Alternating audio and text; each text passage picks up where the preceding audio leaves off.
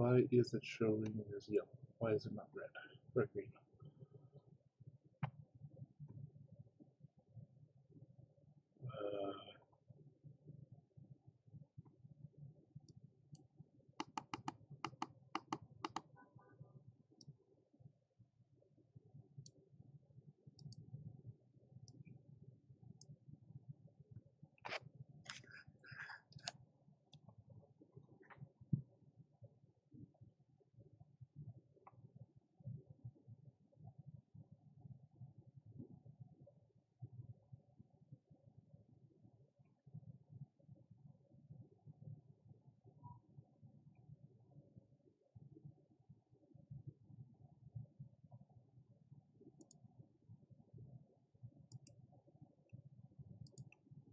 So am I setting it right? It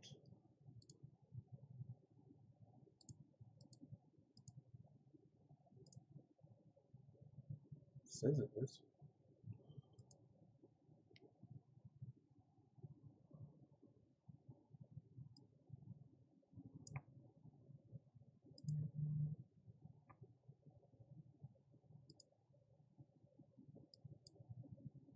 Maybe the bit rate's too high.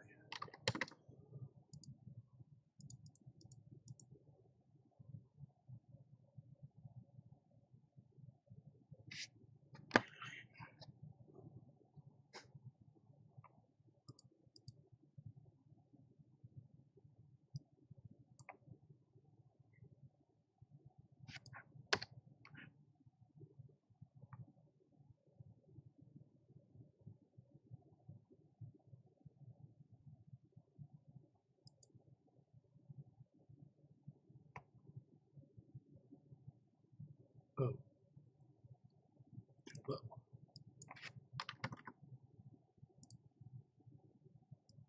Maybe it's fine.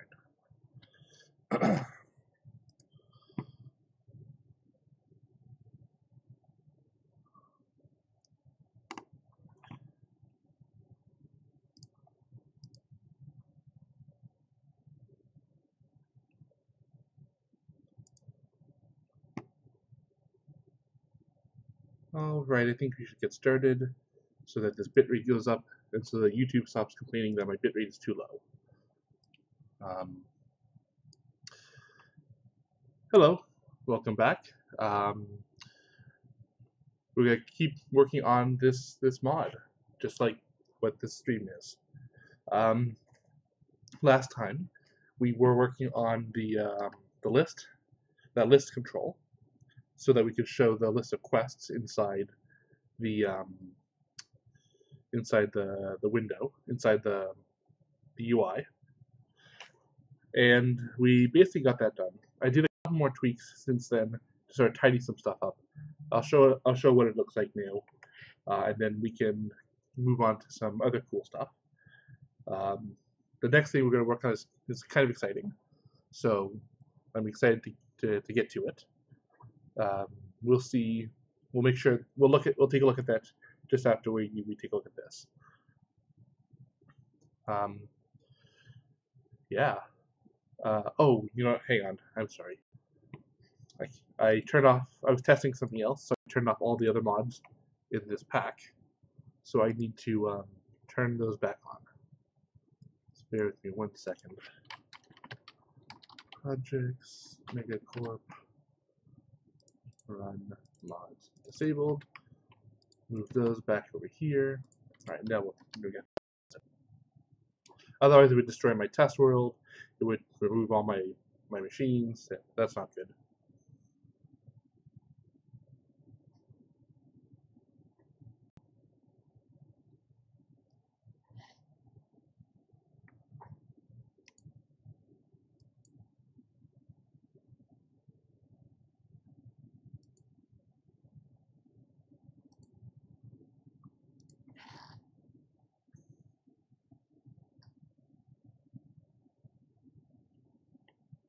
In case anyone is in the since the last time I streamed this process, I've changed my internet settings in my internet, and basically I've changed my stream settings as well. So now I should be streaming out at 1080p, hopefully 60 frames a second, looks like I'm getting about 59, 60 frames, which is good.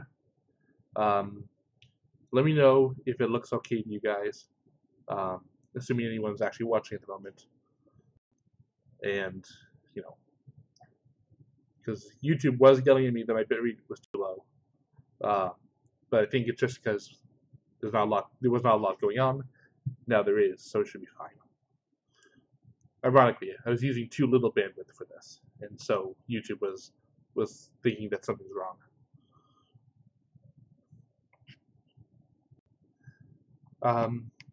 Yeah, so the last thing we did was we added icons to the list here. I made a few other tweaks. I switched the icons on these buttons around. This arrow icon used to be the discard button, and the discard button, and then the automation button used to be a gear. That didn't really make sense. So I put the arrow icon on the automation button and made an X icon for the discard button. So that's a lot more clear what that does. And then, oh, I did not replace this icon though. That is still on the to-do list because that looks kind of bad. But yeah, so this still works. I think I moved these around a little bit to even them out some more. I think that's good though. So the next thing, so that's all good. So the next thing we're going to work on, this whole system is to insert items and get profit out. Now we're working on the things that you spend that profit on. And I'm calling those rewards in the mod's parlance. And what a reward is going to be things, there's going to be two general categories of rewards. There'll be things that are pertaining to the mod itself, and that will be stuff like getting more profit per quest, getting more, having to put fewer items in to complete a quest, that kind of thing. Things that make the mod itself more efficient or more profitable, stuff like that. And then I also want to have rewards that are like for the world, that are world specific. Things that like enhance your gameplay outside of the mod. Things like maybe I'm not really sure exactly what, but jumping higher, running faster. I'm probably gonna have to crowdsource some of these ideas because I'm not really sure exactly what I would want for that. It would have to be something that's pretty generic and pretty universal. Like something like being able to have a higher, like a higher range to place blocks, for example. That sounds like a good idea, but that's also something that you would want to be able to turn on and off on the fly, because that can be real annoying, because then you would also be able to break blocks a lot further away, and you'll accidentally break a block on the other side of the room or something that you don't need to. So that's the kind of thing that I want to avoid. But things like moving faster, jumping higher, those are generally pretty universal. We'll probably still have to have an interface to toggle these things on and off on the fly, but we'll worry about that later. That's probably going to be a version 1.1 feature.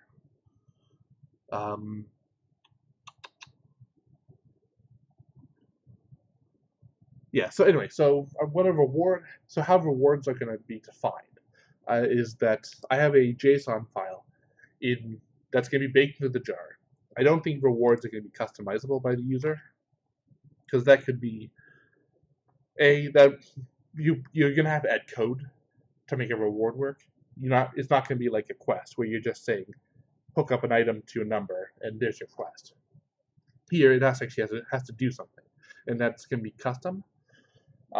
Some of these are going to be baked in, like, for example, this quest here, extra profits. This is intended that each time you pick this reward, you get more profit for every job you complete. Something like this, there's no special code tied to this reward directly, because this is really just a flag. And in my machine, in my quest system, that's where I'm going to check to see how many ranks the user has in extra profit and give them extra profit based on that. Something like faster generation. Actually, even this is going to behave the same way. But if I was going to add something like jumping higher, that would have to have a class that's specific to that functionality, and it would have to know how to make the user jump higher. And so, for a user to be able to add something on the fly, they would have to write code for that. And in order to write code for that, you're basically going to have to write another mod, which is fine. I want that to be possible, but at that point, you don't need to have a configuration file. You have a mod that'll add the customization. That said, for my purposes, this JSON file is sort of a manifest that sort of declares all the different rewards. I have the ability, so some of this, the reason it's defined this way is so that I can show them in a list. I know that I'm going to show that you have 0 out of 5 ranks in the extra profits. Each rank you have makes the quote-unquote value go up by 5. And the cost starts at 1,500 and goes and multiplies by 2 every time. And even though there's no code for, so this is all to avoid having to write code specifically for this class, just so I can show it in the UI. There's a sort of generic reward class I have that will take all these and present it properly. Something like faster generation.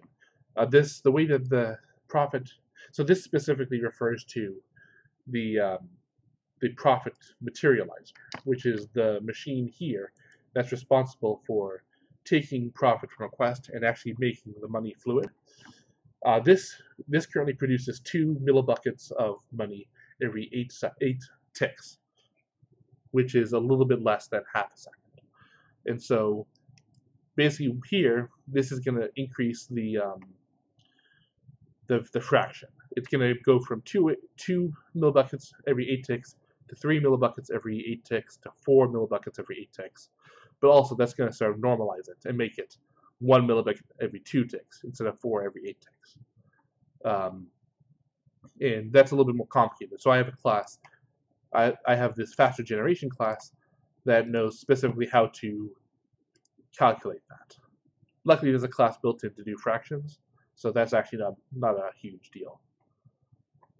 But yeah, so what we're going to do is we're going to think about some, actually, I've got some rewards in here already. So what we're actually going to do is build the UI and the functionality for these rewards. And if we're lucky, then we'll also be able to finish the machine that, and to make it so that we can, buy these rewards. I don't know that we're going to get it all done today. That might be a stretch, but we're gonna make a good go at it. As you can see, I already started working on this code a little bit. I have code that basically looks into the jar and looks for the specific JSON files, and we'll load them. The translation for the rewards, the localization also works similarly to how the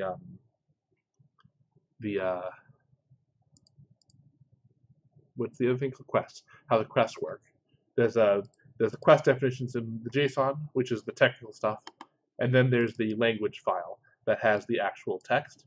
It's the same idea here.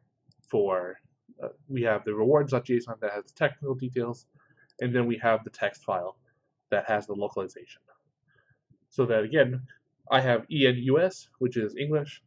We might want to add FRCA, which is French, Canadian French, or BRPT, which is Brazilian Portuguese, or something like that. I don't speak those languages, but somebody does. People do, and so we might want to help them out. But I've already built that file, and I've built this file.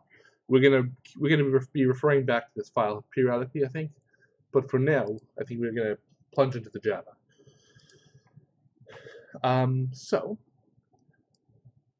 I guess that actually we're not gonna start with Java. I forgot. There is actually one more thing. Is there? Actually, no, we don't. Sorry, I was gonna say that we need to build the GUI first, but actually we kind of don't. We don't really need to build a new GUI for this. well, I mean, we don't need to build the graphics for new GUI, is what I meant to say. Because we already have, we already have a GUI for our, for the, what is it called?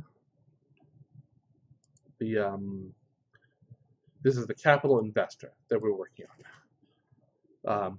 The capital investor GUI is not going to have a whole lot of functionality. It's not going to accept items or anything, so we don't need to worry about creating a GUI like this that has a slot on it.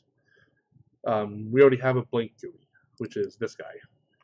So we're just going to take this and we're going to put a list box on it and a button that says buy, and that's really about it. And it's going to function exactly the same way that the shipping depot does, which we saw yesterday. So let's go ahead and start working on that. Since the shipping depot currently behaves in some ways pretty close to how the capital investor does, I'm going to start by copying that. I'm going to call it the GUI capital investor. And the editor is intelligent enough to rename it for me. We just need to go through and delete some things. So we actually don't need, I don't think we need to declare a background because we already have a function that knows how to draw the background, the empty background. We do need a container. It's going to be the container shipping, no, it's going to be the container capital investor. Do we need a container? Actually, yeah, we do. We do need a container. Sorry. The container, I forget if I actually went into details about how GUIs actually work behind the scenes. We'll get there in a moment. I'm not going to get into it right now. We do need this owned group. We don't need the other groups though. We don't need any of these labels. We do not need a progress bar. We do not need these buttons. We do need this list and this button. So this is going to become our buy button. We do need a list of something. So we're going to leave that there for now. And this is actually going to be list of rewards and selected reward. Actually, I know this is going to be reward like that.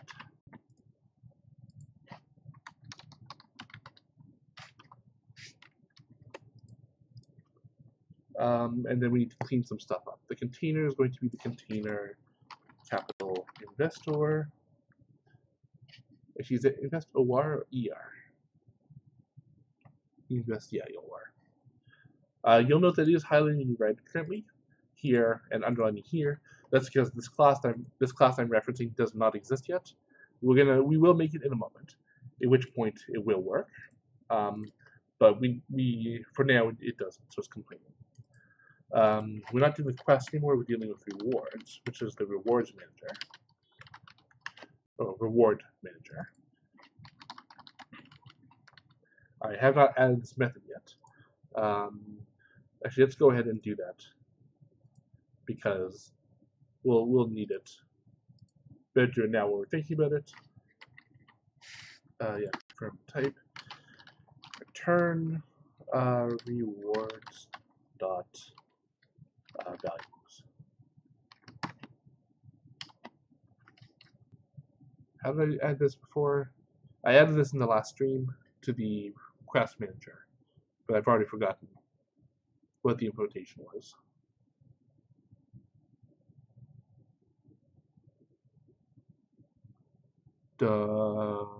Where are my quests?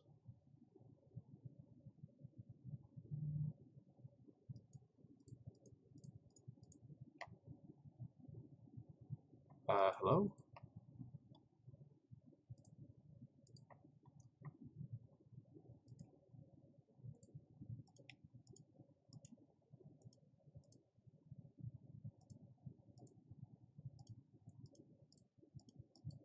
seem to have lost my quest folder.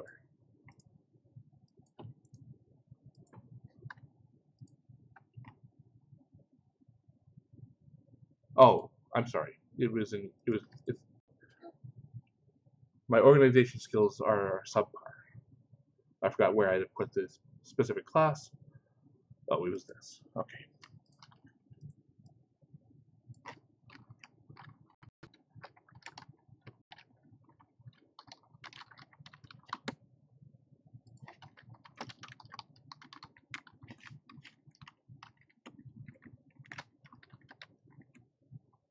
There. That's all that needs to be.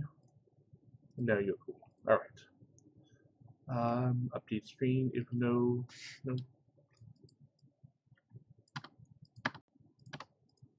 So this new quest button. Actually, let's rename these as well. So this is going to be the reward list, and this is going to be the stop it by reward button.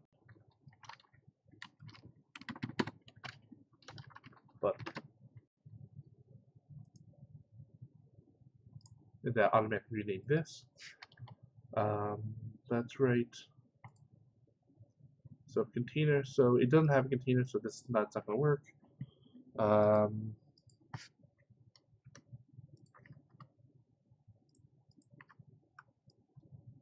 Actually, yeah, we don't need any of that.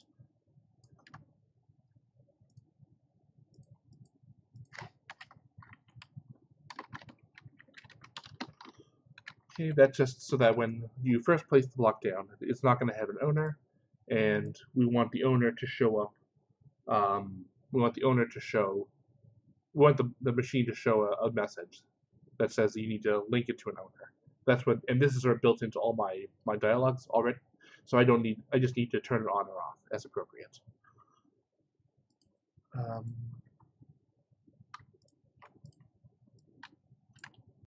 So right now, owned. We'll add that. The two controls we still have, we need to add to the correct group. But all the rest of this stuff can go away. So this is all we have. The button we're adding ourselves as the listener for that button so that we get notified when the user clicks on the button. The title is going to be the name of the capital investor, which is the name of the block, which already exists. We just didn't have a dialogue for it. So here in the background, normally what happens is that we draw, if we don't have an owner, we draw this generic insert card background, which is the empty dialogue. Otherwise, we draw our actual dialogue. But since we always want to draw the empty dialogue, we can just sort of always do that and not worry about whether we have an owner or not in that specific case. The button handler. So this is, again, going to be our capital, our container, capital investor. And the constant is going to be GUI by reward. But of course, again, that class does not exist, so it doesn't see it. Same with all this stuff. ID. Oh, you know, I forgot something in my reward class, which is that it needs to know. The reward does not know what its ID is, which I did not think about. So get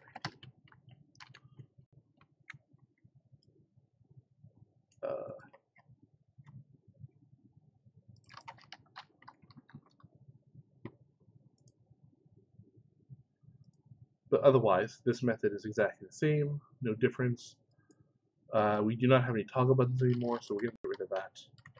And also, get rid of the interface. We're going to leave click, and we're going to leave the GUI list producer, because we still need to produce those list items. And then we'll go back down here. List of rewards at size, that's correct. Get item height, 18. I didn't think about icons for these rewards. I'm wondering if maybe we want Is my net down again? No.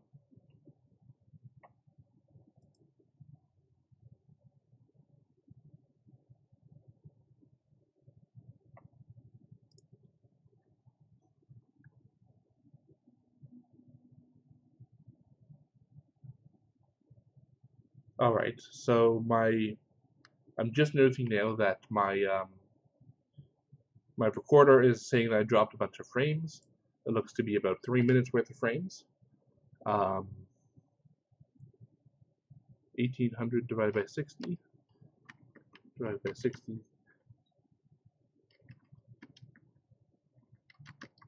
Just 30 seconds. Okay, I was down for 30 seconds. My apologies. I'm not sure why that happened, but I have a little tool that's telling me that some things are starting to be slow for some reason. Oops, go away. But now it's good again. Okay, I don't know what happened there. My apologies. We're going to go ahead and, so I was just saying that I don't know if, I had not thought about putting icons on this list. We probably can. We probably should. I don't know if those icons are going to be items or if they're going to be something else. For now, I'm going to make a room for them, but I'm not going to draw anything in there. And we'll change it as we need to later. Once I decide, I'll think about what icons would make sense for these rewards. Some of them might make sense. Some of them we might need to make new icons. I'm not sure right this second. And then we get into the list implementation. So I'm going to go ahead and rename this to the reward list item. And make that accept a reward instead of a quest. The localization code still uses the same code as the quests, so that's going to stay the same. But here, accept a reward. Instead of quest manager, it's a reward manager with a lowercase a.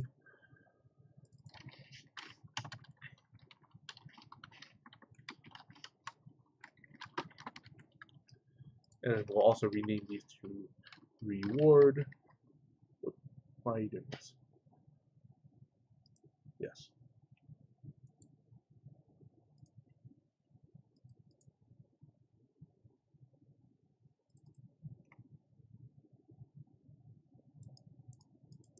Sorry, my editor is telling me that this is used in a bunch of places, but I don't want to rename this everywhere, just in this file.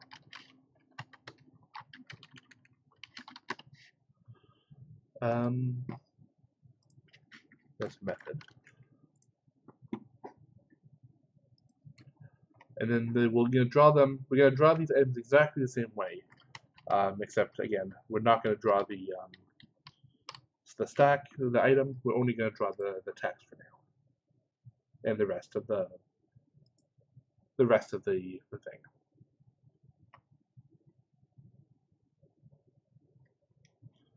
All right, so this class right now is not crazy functional, but if I were to run it, it should show us the list of quests, or the list of rewards, rather. Unfortunately, I cannot actually currently run it because I need to implement the container first. So let's go ahead and do that. Containers are, so you have this, whenever you have a GUI, there's three main components that go into making it work. There's the GUI itself, which is literally the UI that the user sees. Buttons, text strings, all inventory stuff, all that stuff that the user sees, that lives inside the GUI. Every GUI, however, also has a container. And what a container is sort of an intermediary that's responsible for taking the data on the server and presenting it to the UI for presentation. It's like this is your concierge who runs between the server and the client, sending all the data that the UI needs to show. Because the UI can't talk to the server directly, because it lives potentially on a computer on the other side of the planet. The container lives on both the server and the client, and it knows how to talk to itself across the gap and send that data. That process is called marshalling. You talk about marshalling data from one place to the other. That's taking data like these fields, figuring out some way to turn that into a network data and sending it to someone else who knows how to who knows how to take that data and turn it back into these variables. And it's a useful concept to know. The details are complicated potentially, but that's basically what's going on here. So since we took the shipping depot's GUI and use it to create the GUI for the capital investor, we're going to do the exact same thing with the shipping depot. And now, right now, a lot of these errors should go away or start going away. That did not. Why? Oh, because this is not rename. Let's rename that. Container capital investor. And now this, yeah, there we go. We're going to add the GUI. We're going to change this into GUI by reward, like so. And we're going to delete all this stuff. Yeah, no slots. There's nothing else in the GUI. One thing to note here, and this is potentially a decision that might come back to bite us in the ass. Mostly because it wasn't actually a decision; it's just something I did without thinking. If you recall what our GUI looks like, you'll note that here, when we're setting up the GUI inside our constructor, we're asking the reward manager to give us the list of all the rewards. Now, if you've been paying attention, you'll remember that I said that the GUI lives only on the client, not on the server. And yet, it's the server who's responsible for implementing this data, implementing these rewards, and making sure, enforcing that the rewards exist, and yada yada yada. This reward data lives on the client, not on the server. Or this reward, when I'm getting this list, this is the list from the client, not from the server.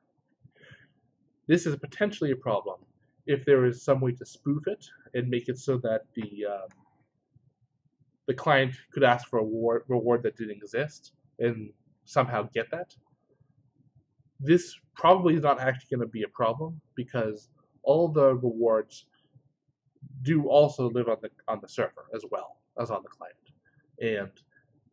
And so when the client asks to buy a reward, it's only saying, hey, buy the reward with the ID of blah. And the server says, all right, the reward with ID blah cost $3,000. The user has $4,000. So on the server, I'm going to go ahead and deduct that and tell the client, yep, you're good to go. But that's not necessarily correct. There might be a way that I'm not thinking of to hack that. And so it's possible that instead of depending on the client having a list of rewards, that we instead, in the container, get the list of rewards from the server and then marshal that back to the client inside the dialog. But that's a lot of extra work, and and it's possible. It's not difficult. It would just be a lot of work to add all the stuff we need to do that, because the client needs a lot of stuff to render.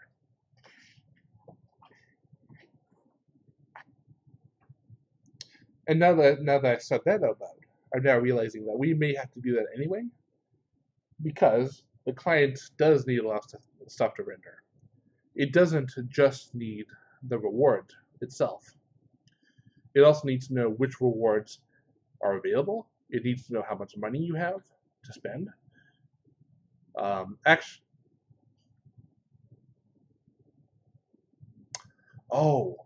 And also, I lied. This container, this UI actually does need to have something in it, because I already forgot how my mod worked. You don't just spend arbitrary money. You need to spend the money fluid, which you're piping into the block. And so we need to show how much fluid is actually inside the block to begin with. So I completely zoned out on all of that, which is not a big deal. That's not a hard thing to add. It just means that we do need to create a GUI for this. So let's go ahead and do that real quick. Just fire up Photoshop, and we'll open up our GUI. It's been long enough that it's not even in the list.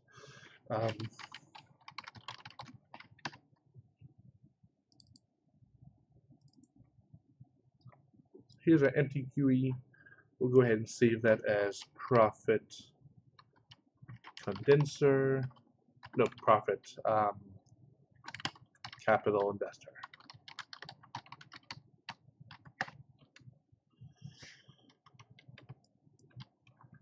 And now we need to make, so let's mock this out. Let me grab some stuff from my shipping depot that I might need.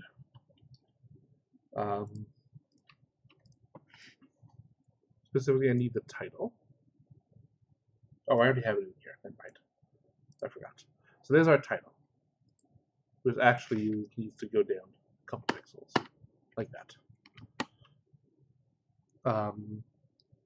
Then we need to add the. Why did you add both? Then we need to add the. This will be our list. Right here. And then the last thing we need is this guy. And this is the. Why did this change? This guy, this is the standard GUI that I'm using for Fluid. And so we actually need to make room for that as well.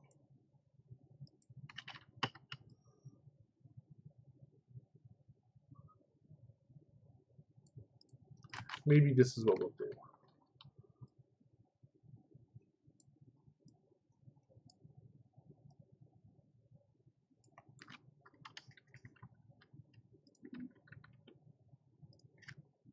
Something like that, where this is going to be our buy button, and that should be aligned with the edge there, and same with that, and then we can make this a little bit wider, like so.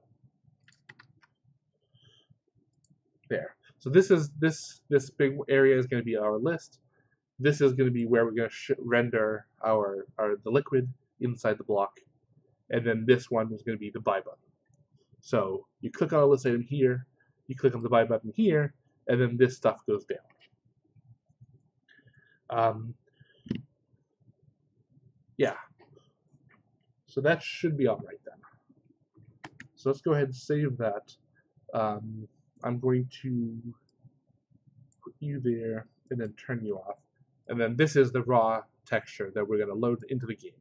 All the rest of the stuff we're going to put in dynamically, like that. Which means I do need a background, actually. Now that yeah, all that stuff. Public static final resource location background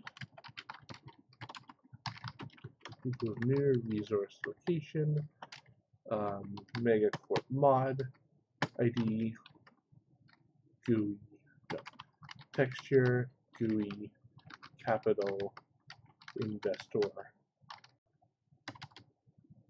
I forget if I put the extension here or not. I don't think I do. Let me check our GUI again.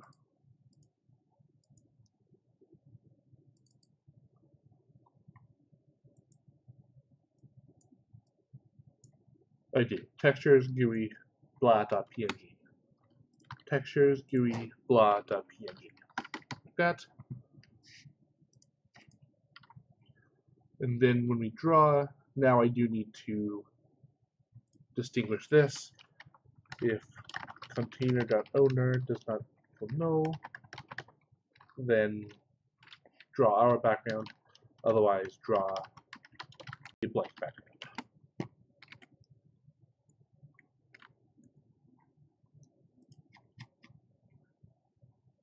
And that code is, where is it? Here.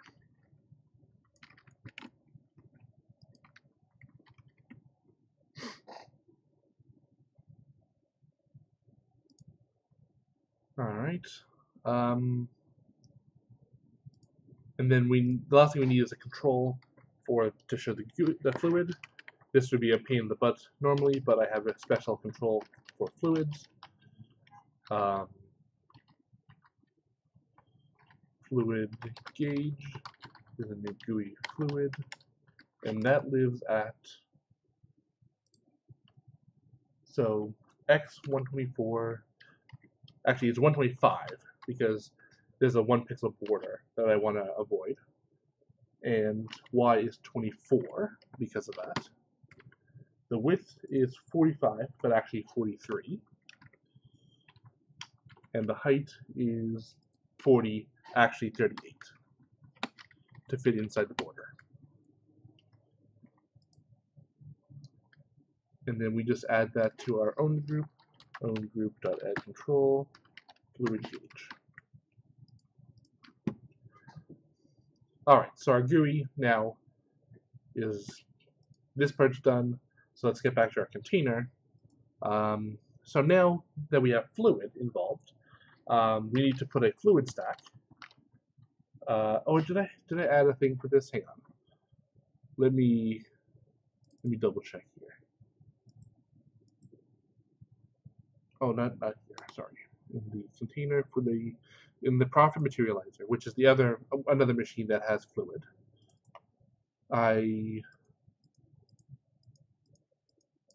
doing it manually. I thought I added a class to make this easier.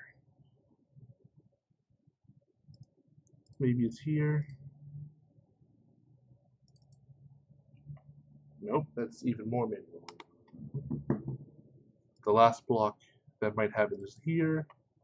Nope, I did it manually. Okay, not a big deal. I thought I had made a class that would wrap these fields so I wouldn't have to manually manage them, but it looks like I did not. Unless I did, I didn't use them.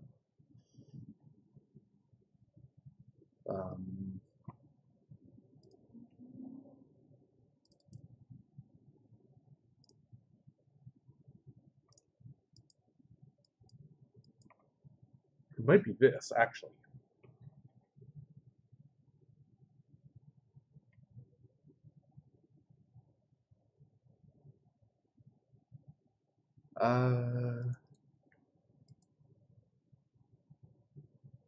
Liquid shipping depot.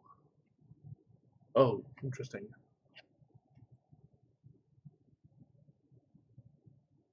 You know what? I have not worked. I started creating. So the shipping. There's 2 shipping depots. We worked on the regular shipping depot. There's also going to be a liquid shipping depot at some point. I started working on it a while ago, but I haven't touched it, and so I don't even know. So I'm gonna leave this alone, and we're gonna do it manually, the way all the existing working blocks do, so we don't have to deal with it.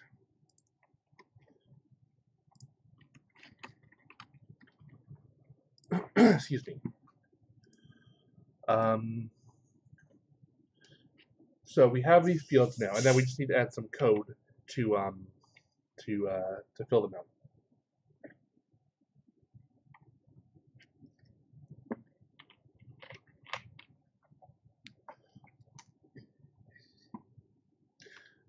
We do not have any slots to add of our own, so we're going to get rid of that and that.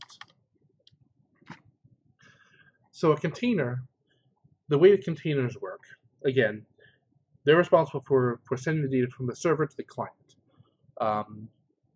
And so what happens is that every tick, I think, they check. You're supposed to check. This method, detect and send changes, gets called, and this is when I'm supposed to go in and take a look at whatever I'm monitoring and seeing if anything has changed. And if it has, then I want to send that data to the client so that they get updated. So a lot of this stuff is sort of built in. A lot of stuff is built in to this class that I've written, so I don't have to worry about how to send the data. I just need to know, add the logic that knows how to monitor for changes. And so in the old version, we were looking for work order stuff. So we're going to delete all this because that doesn't matter. Instead, and then tile into the capital investor. There is no tile entity yet. We are going to have to add that too before we get anywhere. Actually, it would help us. It would behoove us to add that now, actually, even if we don't finish it off.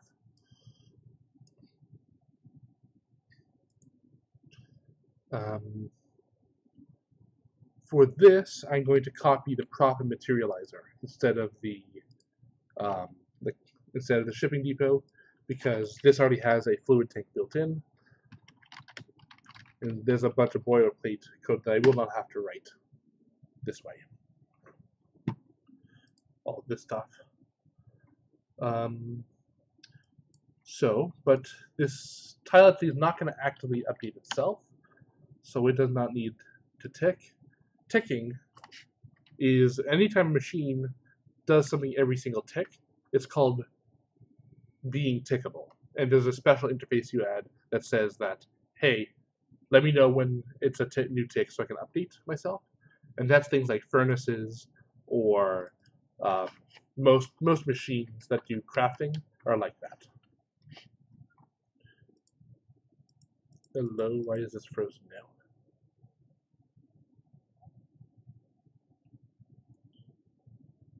I'm not sure if I'm still live, but everything is frozen on my computer.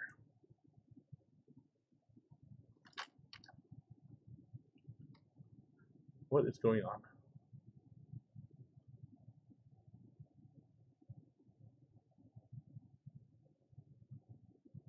on? Bear with me, folks. In case, if you can still hear me, then please bear with me. I don't know what's going on. If you can't hear me, then I guess I can say whatever I want, and it doesn't matter.